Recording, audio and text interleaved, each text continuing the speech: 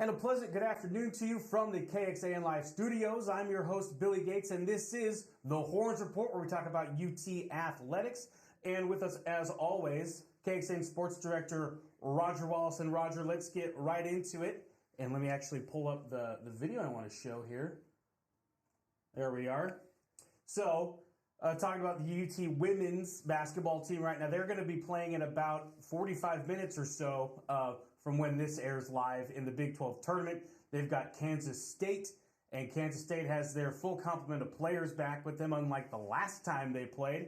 So with the Wildcats having 6'6" kind of paint controller Aoka Lee back, I mean, that's got to kind of give the Longhorns a little bit of pause, doesn't it? Yeah, no doubt about it. And it's interesting because I think that day off on Sunday benefits K-State a lot more than Texas, because Lee, you mentioned, she's 6'6", playing against Texas. They're going to make her run up and down the floor, so she gets a break with the day off. But Texas won at home. Lee didn't play. Texas won K-State won in Manhattan. Lee played, and it was shortly after that they revealed that she had an injury, so she may have been playing banged up. But yeah, this will be an interesting matchup in Kansas City, trying to get to the championship game again, and looks like trying to get to the championship game against the team that won it all last year in Iowa State. Yeah, they are really laying it on Oklahoma currently as we're on air here.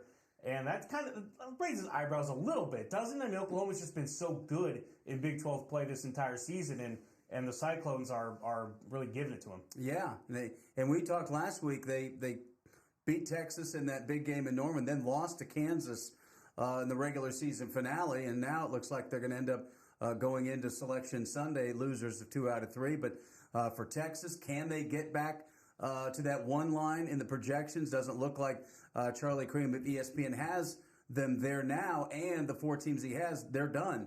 So Texas, I guess, will have to be really impressive if he's accurate to get a 1 seed. Now, the difference between a 1 and a 2 seed, probably not that great, especially because of the way the format is. There's not a site where they would need to go where they have a better chance, like in the men, if they're the regional sites, favor the 1 seed first. But be interesting to see. Kansas State's tough on them. They played them pretty tough even here without Lee. Yeah, and you look at his Cream's projections, and a two seed seems pretty fair for Texas until you get to see who the 1 seeds are. And he's putting 2 Pac-12 teams in the 1 line, USC and Stanford. USC beat Stanford in the Pac-12 title game, I believe, Sunday night. So it's just kind of one of those things where, like, why would you put 2 teams from the same conference on the 1 line? But I don't know.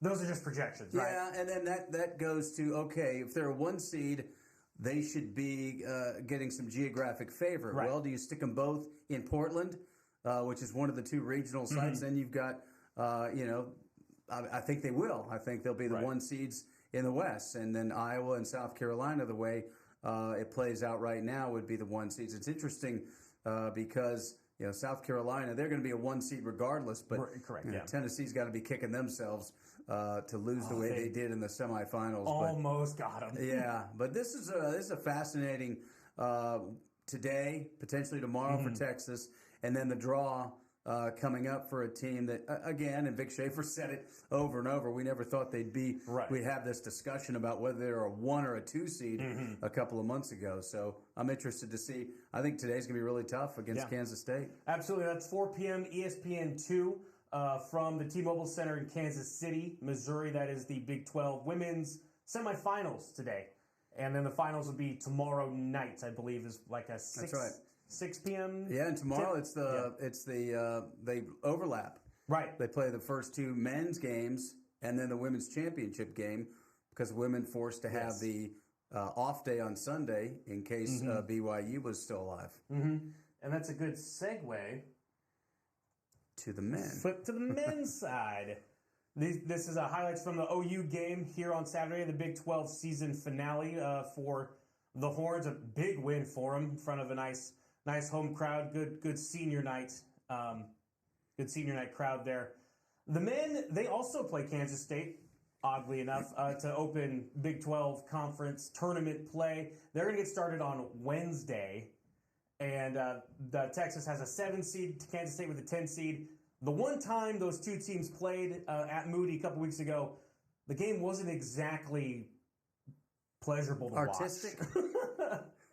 Yeah, it was a grinder. It was something. Yeah, baskets were like touchdowns. It was tough. And obviously the big part of the equation over the weekend was what UCF did to TCU, winning in Fort Worth. Therefore, that moved Texas to the bottom part of the bracket against K-State. And I'm not sure that's any great prize to have to play K-State rather than OU, a team they beat twice. But if they win, they get Iowa State rather than Houston in the semifinals. So we'll see how much that helps down the stretch, or the quarterfinals, rather. Yeah, and when we're talking about projections on the men's side, there seems to be kind of a consensus where UT should fall in the men's March Madness bracket, and it's right smack dab in the middle.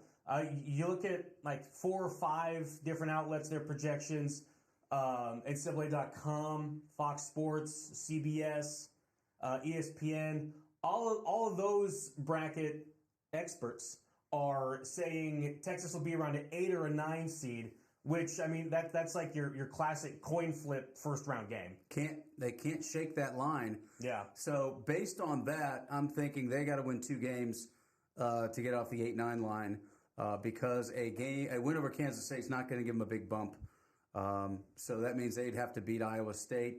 Then all of a sudden you've got a top 10 win, and that I think would get them to the to being a 7 in that 7-10 game, which is so different because then you're playing at 2, and the ones are pretty well set, and especially if you're sticking them in.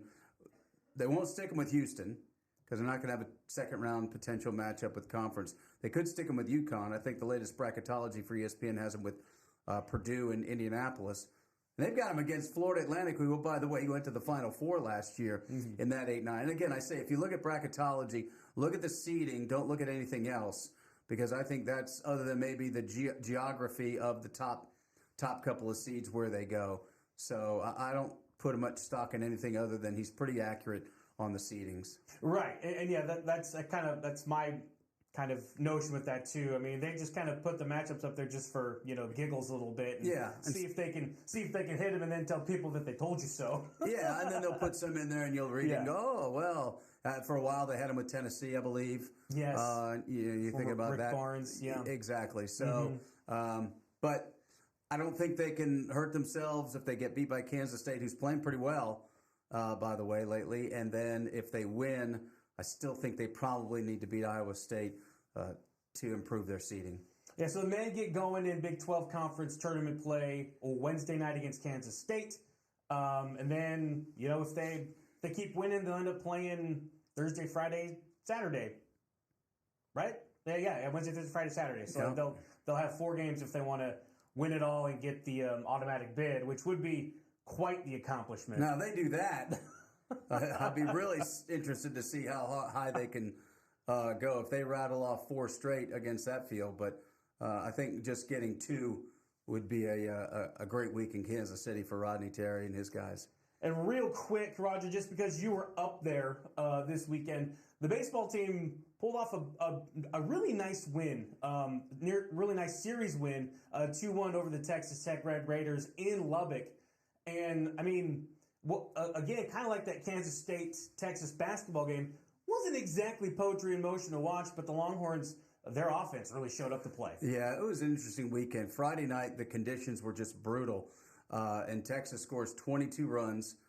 Coincidentally, that's the most they've scored in a Big 12 game ever, equaling 22 runs they scored in Lubbock in 2008. Now, it was a packed house, but it was so cold it wasn't really that rowdy because everybody was muffled. Saturday, the weather got a little bit better. Texas Tech kind of grabbed control of it, and that one was kind of a ho-hum game. Texas 2 runs on 5 hits, and Tech won easily.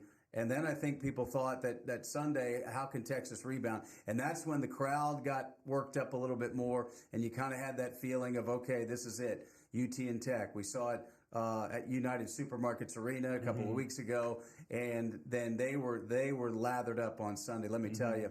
And then they get out to the lead.